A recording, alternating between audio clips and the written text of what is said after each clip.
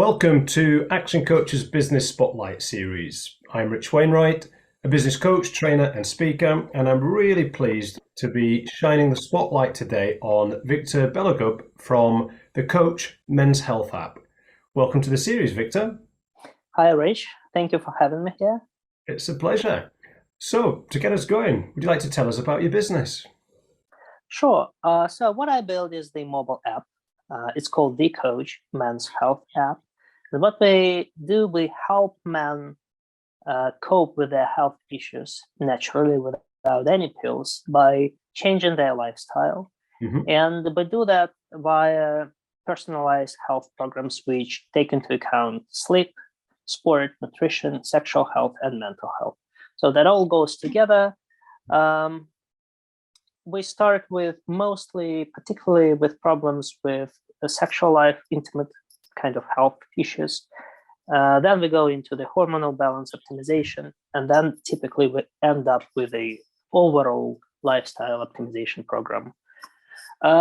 We are focused on the US and UK markets in particular. We currently have about 30,000 subscribers from those markets. And we've been doing that for the last 2.5 years now. Brilliant. Wow.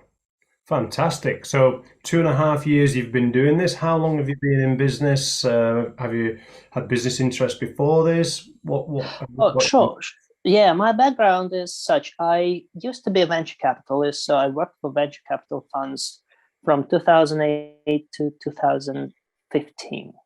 And then I co-founded my first company, my first startup, which was a telehealth company, and I sold it in 2020. It was acquired. I also co-founded another company which is called Manifest, which is a kind of an advertising platform for nano influencers, as they're called. And I've been doing the coach since 2020. Okay, fantastic. So with there being some kind of global pandemic, did that give you some time to be coding at home, or was the coding element of the app and everything outsourced? No, we've done that internally, and for us, the pandemic was the trigger to go fully remote. So I always kind of dreamt of having a fully remote business where I could have team members working together in various geographies, various locations, not necessarily being obliged to meet in the office. Yeah. And it was kind of a dream for me. And then during the pandemics, we didn't have any other choice, to be honest. And now we're a fully remote team. Yeah, fantastic. And what's your current role in the business? I'm the CEO and the founder of the business. So I'm pretty operational, like running the business on a daily basis. Yeah, fantastic. And I'm into health and fitness myself. I don't know a great deal about your marketplace. So what makes you different from perhaps someone else in that space? Maybe not a direct competitor, but what's your secret sauce? What makes you different? Sure, and it's an incredibly competitive industry. I mean, there are thousands of products out there. What makes us different is that we're focused on men's only. I mean, on men's health only, on men. So that helps us sort of use certain language, use a certain kind of communication style, I would say, so that we can appeal to our audience better rather than a generic product. Secondly, as I mentioned, we build programs which are quite rounded in terms of the aspects that we care about.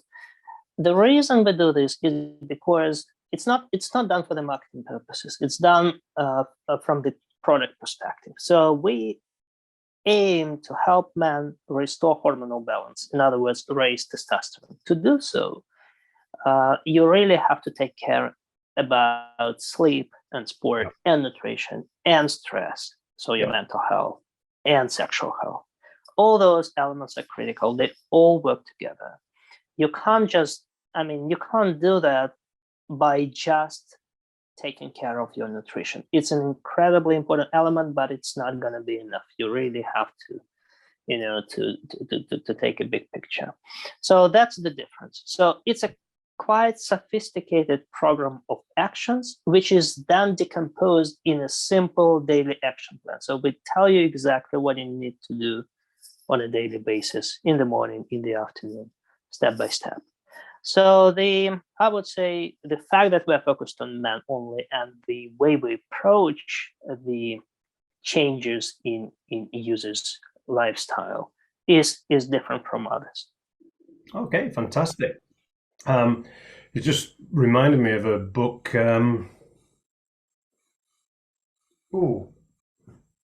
Just down there somewhere. I think it was called The Testosterone Advantage, which followed some research through the 90s and into the 2000s about that. So that's just pinged something from that I read sort of 20 years ago as well. So that's really, I'm going to be digging that back out. So that's really cool. I'm really enjoying that. That's some fantastic stuff there. So what have been some of the, and I asked this question not just for the Men's Health app, but perhaps for some of the business interests you've had before and since. What are some of the biggest challenges that you've overcome in your business ownership, business leadership experience? Well, this is, I look at this as an art. So for me, entrepreneurship is an art. So there is something that you, as a mastery, right? So I kind of trying to get better in every aspect that is needed on a daily basis. So there is nothing that I can say that, it's the idea is that it's always evolving, right? So you reach a certain level, then you understand that there are new challenges. You need to get to a new level. To get there, you need to learn new things to get better in something else. Obviously, there are some critical things like understanding what kind of product you want to build, how you want to build it, how to get together a team that is able to do that, that is capable to do that, how to keep people motivated and interested and excited about what they build, and overcoming all those operational challenges. But I think for me personally, the kind of the critical biggest challenge was to learn how to market. Yeah. And this is my third startup. And only now do I can't say I learn, I'm good at this. I can't, that wouldn't be true. But at least I now understand the basics much better. I understand how to tackle this, how to address it. So I think marketing and being able to sell efficiently what you build is the critical, that was the critical challenge for me. I think it's often quoted that your first business is your training wheels. The one where you learn, you make your mistakes, you learn from them. Your second business is the one where things really start coming together, and then perhaps the third and fourth is the ones where there's some seriously easy profit to make, perhaps. Another, sorry for interrupting you, but another good saying is that in particular in tech businesses, the first-time founder is thinking about the product first, what he wants, and the second-time founder is thinking about distribution first, and only then about the product. So distribution and selling is incredibly important. Yeah, and I think a lot of business owners, Michael Gerber in the E-Myth talks about it a lot. They're technicians. They're very good at doing something, so they make a business of it. And that could either be, that's often some technical or some ability to make, create, or deliver a product or service, and then they have to learn the sales and the marketing for it as they go through. So yeah, it's an interesting perspective that it's great to have a third-time founder on the series. A serial entrepreneur, I think we start getting called at that point, yeah. Yeah, I think that's how it's called. I don't know whether it's whether it sounds good or not, but that's the fact. Love it. And I suppose flipping that question around, Victor, what are some of the biggest wins that you've had along the way?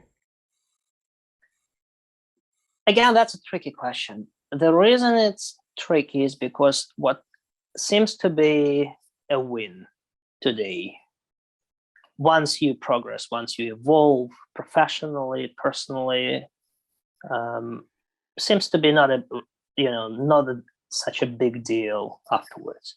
So again, as I told you, my philosophy is that I treat entrepreneurship as a mastery, as a way where you can, where you progress every single day. So there is no end point. There's no point where you can say, I'm so good, I know everything, I am doing that perfectly well.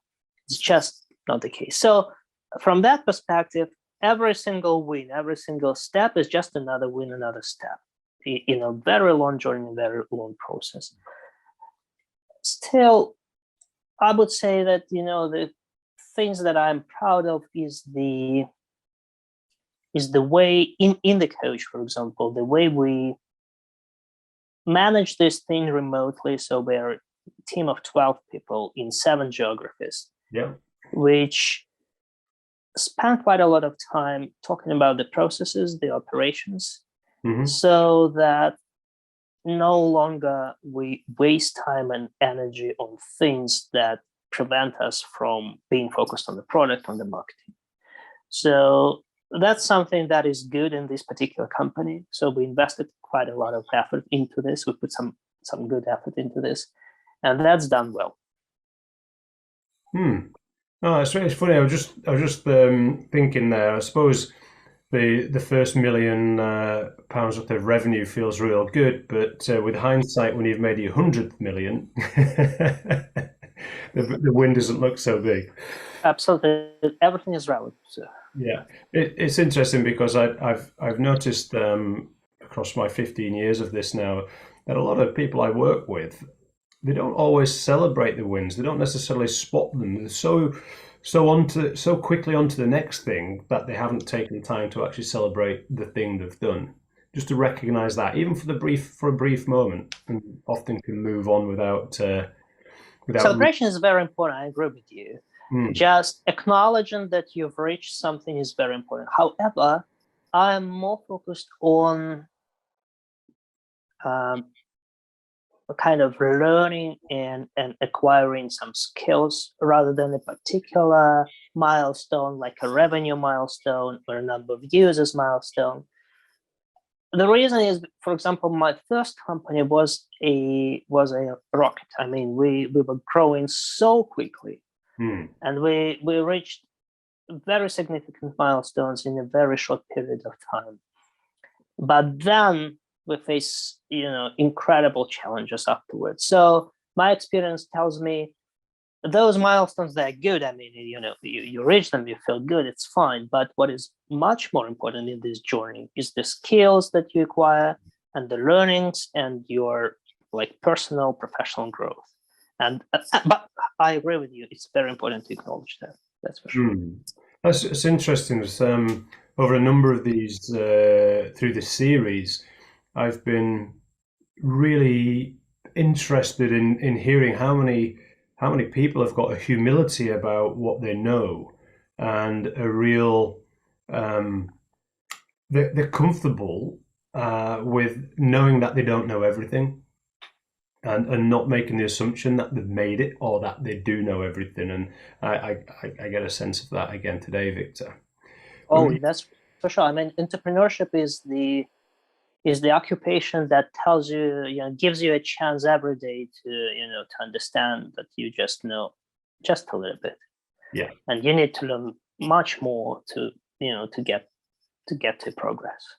Yeah. So, I like that pie chart where there's a sliver of what I know, what I know I don't know, and all out of what I don't know I don't know. It's a universe out there. So on this knowledge sort of thread here, what have been some of your biggest learnings and perhaps maybe a surprise learning, one that you went, oh, well, I didn't expect that. Because sometimes you learn stuff, you go, well, I expected to learn that, But what have been some of the biggest learnings that you could perhaps share with our viewers? Well, there's so many. I mean, it's like,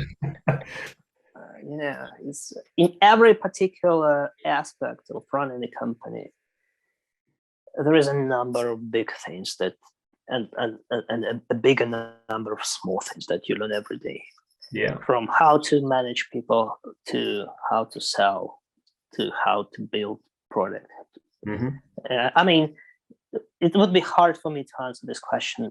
To give you a specific example is just, it's a whole universe of things that I keep learning every day. I just really, a little bit confused on what exactly would be a good example. Yeah, well, I suppose every day is a school day. Yeah.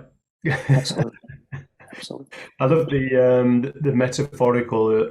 The brain is like a parachute. It works best when it's open. That's right.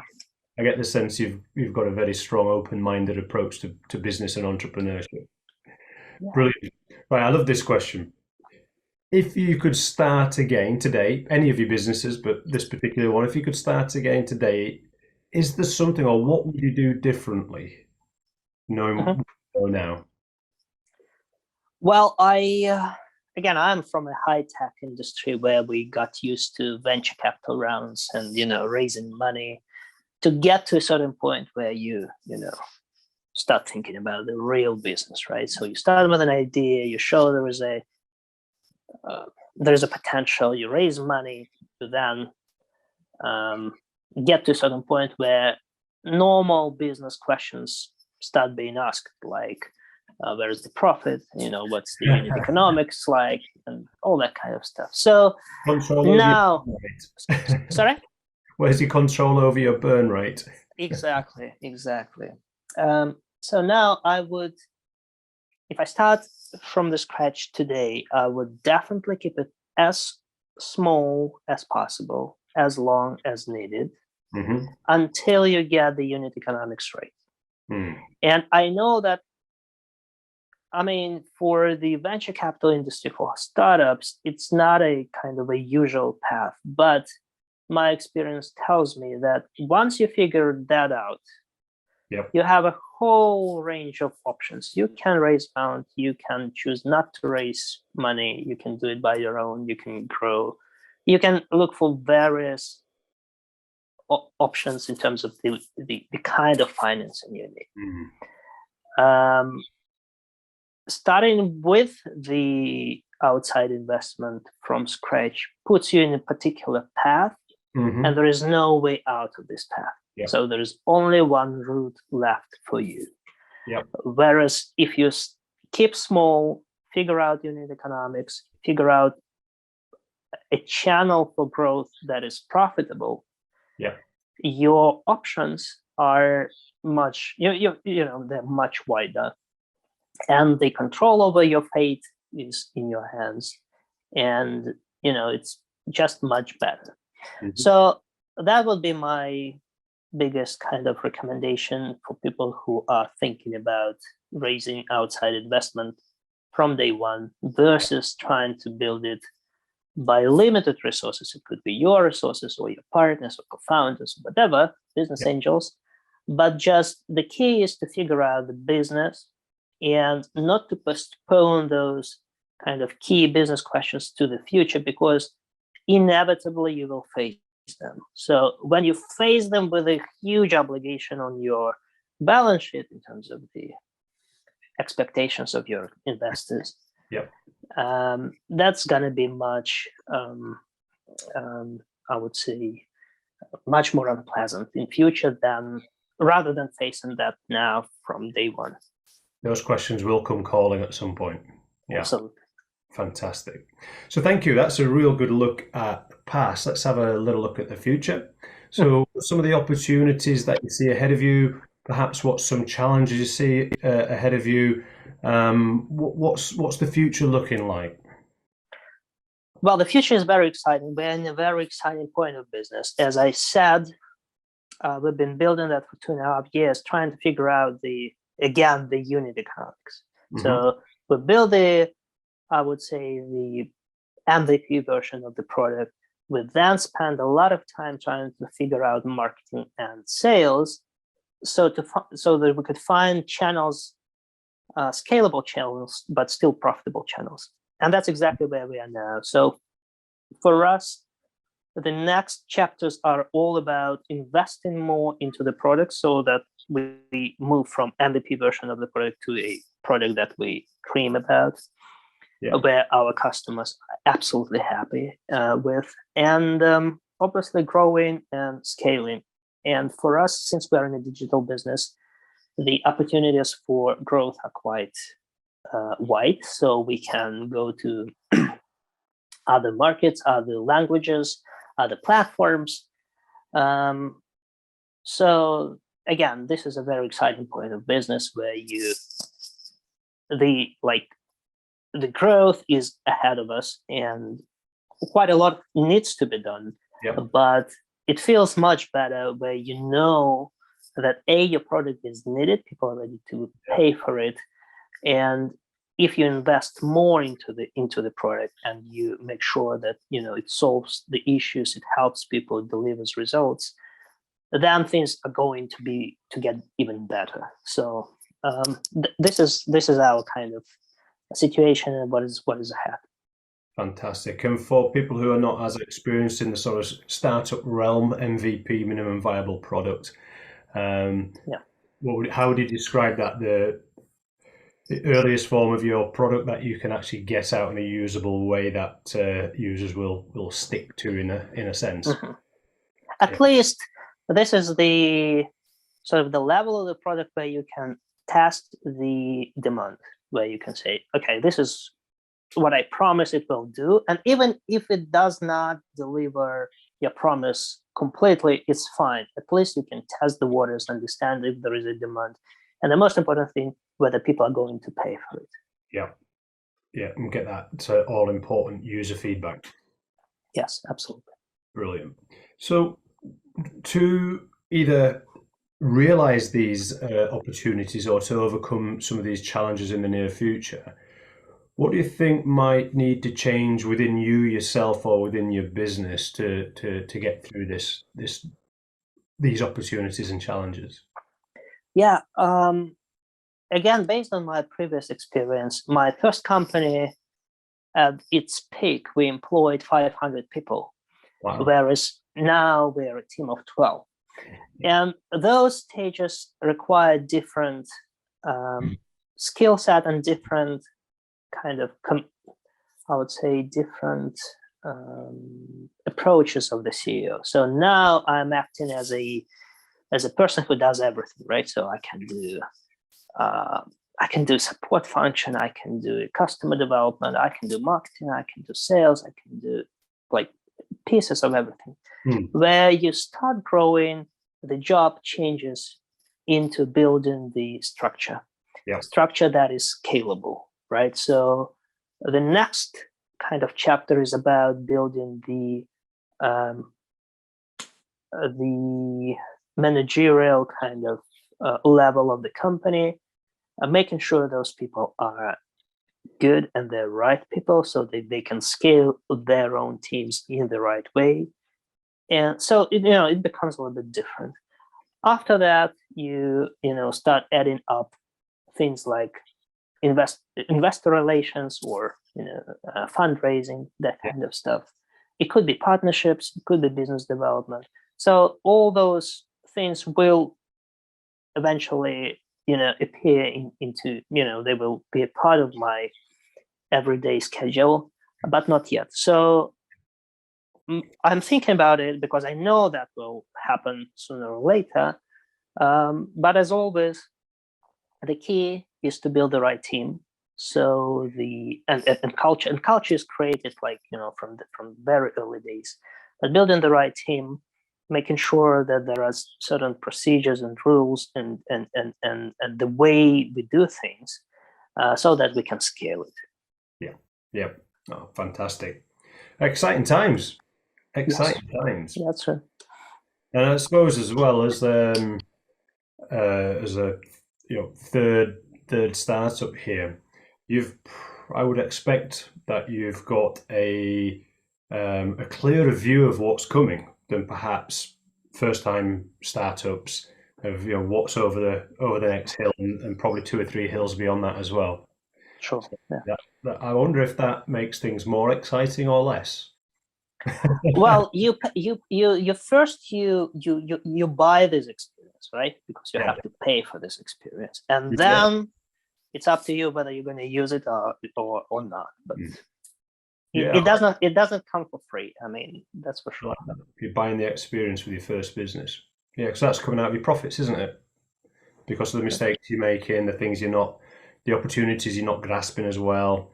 Sure. Our client in South Africa invested a lot of money into a marketing campaign, and it didn't work. And his response to it was, "Oh, it was a slightly more expensive learning experience than I was expecting." Expecting, that's true.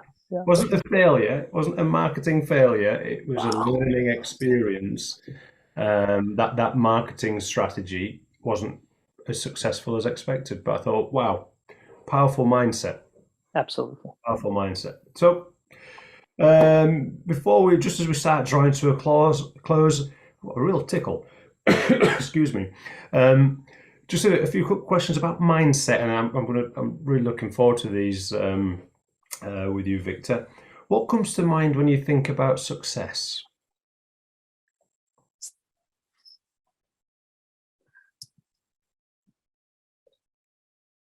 That's a good one. That's really good. And I'll get back to what I said, that I'm thinking about entrepreneurship as a mastery. So that's my conscious choice, right? So I've chosen this occupation to become a master in it. So for me, the success would be A, that I definitely progress. B, that I feel that I've overcome some challenges. I've found answers to the questions that I have internally, that I'm feeling better about myself, my own level. Yep. I doubt that there will be a point where I would say, okay, I'm just, I'm really good. I'm satisfied. I doubt. However, getting definitely better is very important, so that I don't make the same mistakes I made, that I'm getting better in all the aspects I want to be better. So, that's my mindset. I'm treating that in this kind of specific way. That this is a mastery, this is my way, and I have my internal kind of feeling whether I'm progressing or not. I'm trying to think where the quote comes from. Journey before destination. So it's but for me, there's no destination. That's the point. I mean, I can't imagine a destination. So yeah. It's going to come to me when I'm in the shower tomorrow or something. All right. Okay. I'll WhatsApp you. What do you find inspiring? Oh, lots of things. Lots of things. Again, if you think about it as a mastery, right, as an art, then you start observing things that are really an art, like a very good product, or a very good marketing, or a very interesting strategy, or a very interesting business tactics.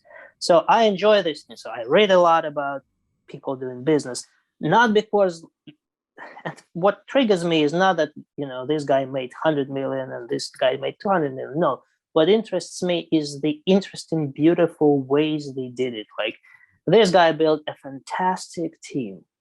He is spending 1 hour a day to manage 10,000 people. Yeah, I'm interested to learn about this. That's beautiful. That's interesting. That's creative. Or I see and meet a phenomenal product, which is beautifully done.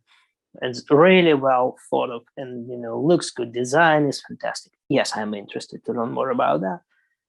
So all the aspects of entrepreneurship that are done beautifully and they're done really well, they interest me and they inspire me. And it doesn't matter what the industry is. Absolutely doesn't matter what the product is.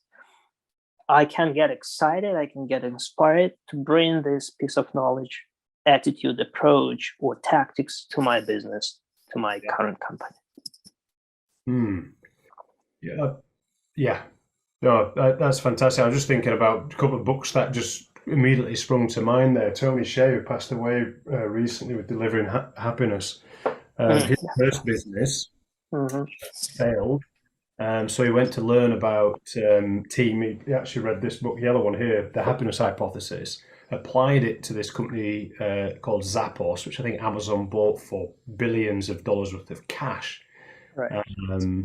That was what he learned in his first business. He applied to his second business. I suppose when it comes back to this is really resonating with me, Victor. You're buying your experience, particularly with your first business. And it got me thinking about a client who once said to me, "I didn't get much out of that book, Rich." I said, "Well, did he get something?" He said, "Well, yeah, I got this." And I said, "Well, okay, what's that worth to you?" And he said, "Well, it's going to help me with this particular strategy." And I think it netted out at adding about 50K to his bottom line. I went back to him about 6 months later and I said, "How much was that book?" He said, "I think it was about $8.99. I said, "That's a pretty good investment. $8.99 for, let's say, 6 hours work in reading it to get one thing and think the book was rubbish. But one thing made 50K. Absolutely. It's looking for the nuggets, isn't it? And like you were saying, you read a particular book not because about the wealth of accrued, but what are the couple of little things you can take from that relevant to you contextually for what you're doing at the time? 100% agree. Yes, absolutely. Yeah. I think that's going to be massively powerful for our viewers. It's fantastic share. Thank you. And lessons are everywhere. Like they're just around us. Yeah. I mean, you go shopping, you get into a store, you see a fantastic product, you learn how it was designed, how they deliver the message, what kind of logo they used, what kind of slogan they used, what kind of colors they use. You can learn from any kind of environment, only if you are open to it and only if you are looking for those lessons. If not, sorry, I mean, nothing gonna happen. I don't know if you're familiar with Stranger Things, the Netflix TV show. No, I haven't seen that. He runs into the library and he picks up a load of books and he's running out. The librarian says, "Dustin, where are you going with that?" He says, "I'm on a knowledge journey and these are my paddles." Right. Those are his paddles on his knowledge journey. I thought, wow, what a metaphor. Phenomenal. So I keep thinking about the next question, Victor, and thinking, "Oh, I'm really looking forward to the answer to this one." This is probably the one I've been looking forward to the most. As a serial entrepreneur, what would you say to anyone who is thinking of going into business? I'm working with maybe 3 or 4 people as a mentor, and they are first-time founders. And sooner or later, we come to this question, right? Basically, for me, the most critical part is a self kind of analysis and trying to answer why. Why exactly do you want to be an entrepreneur? And there may be different answers. Yeah. It could be because you want to make a lot of money, and this is a perfectly good answer, absolutely. But then if the answer is this, then you have to evaluate the probability of the success through this path versus other paths. It could be because you don't want to work for someone else, and that's also a perfectly good answer. But still, you have to get to this real reason why you want to be an entrepreneur. If you do that simply because it's fashionable or your friends do this, that's probably a bad answer, a bad idea. So there must be a genuine kind of internal driver, idea, or reason why you want to do this. Because being an entrepreneur, it's very kind of, I wouldn't say anything interesting if I just repeat it. It's incredibly risky. The chances for success are low. They're just low. So most of the time you face challenges and problems and doubts and self-doubts, and it's a very lonely journey, and there are not that many people who can understand you, whom you can talk to, and so on and so forth. So there are many paths that are happier, that are safer, and that are more guaranteed to bring you to a particular result. Unless you have a very strong internal reason why you want to do that, I wouldn't recommend you do this. But if you figured out what the reason is, then it becomes a journey to that particular point that you have in mind. And my advice would be to treat it as a journey. Every single journey is not easy, right? So you'll have ups and downs. Most probably you'll have much more downs than ups. Familiarize yourself with this particular occupation. Try to speak to other people. It helps. I have probably about 15 founders of other companies whom I talk to regularly, and that's the best kind of network. Not because we are seeking an advice, just because we understand the challenges we go through.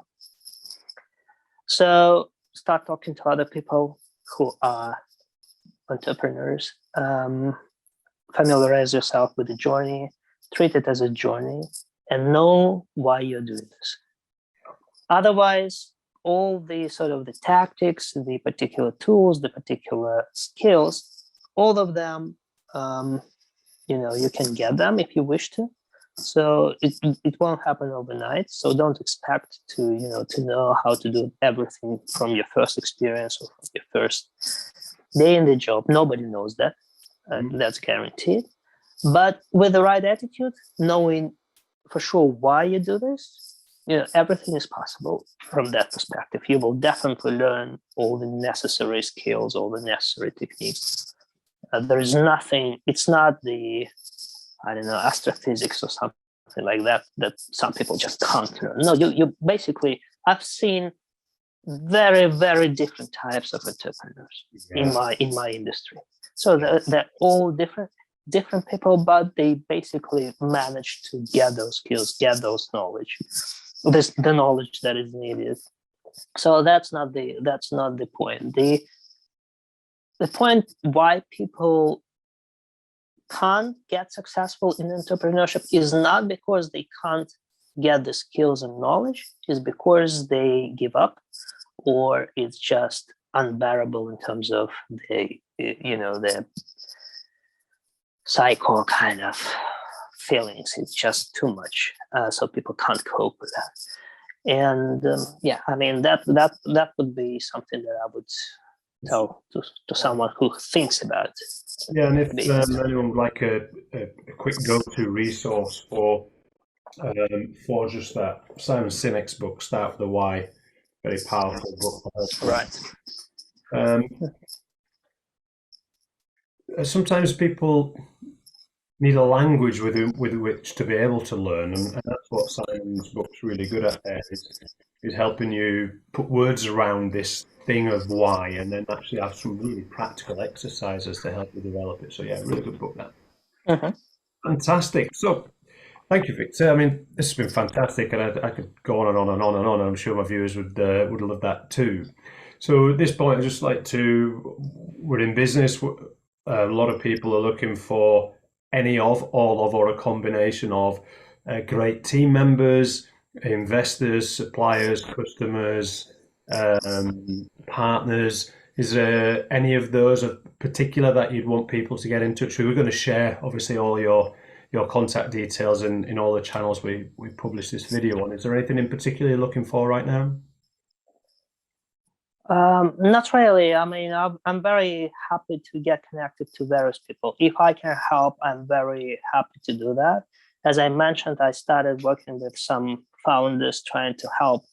Again, because I just feel that, not because my knowledge is bigger, but I just went through something that, they're facing at the moment. So I'm very happy to share the way I did it, the way my friends did it. Sometimes it helps.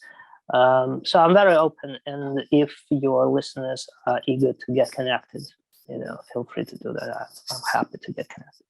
It's crazy. I think a lot of people underestimate how lonely it can be to be an entrepreneur, because entrepreneurs don't feel like dumping on the loved ones, on their friends and family, or and particularly onto their team members. So having a network of like-minded entrepreneurs, business owners is a great thing to have. Yeah, fantastic. Absolutely agree. Well, Victor, thank you very much. On behalf of the viewers, Action Coach, and myself, I'd like to thank you and wish you all the very best for the future. It's going to be a phenomenal journey for you. Thank you very much for having me. It's been a pleasure. Thank you.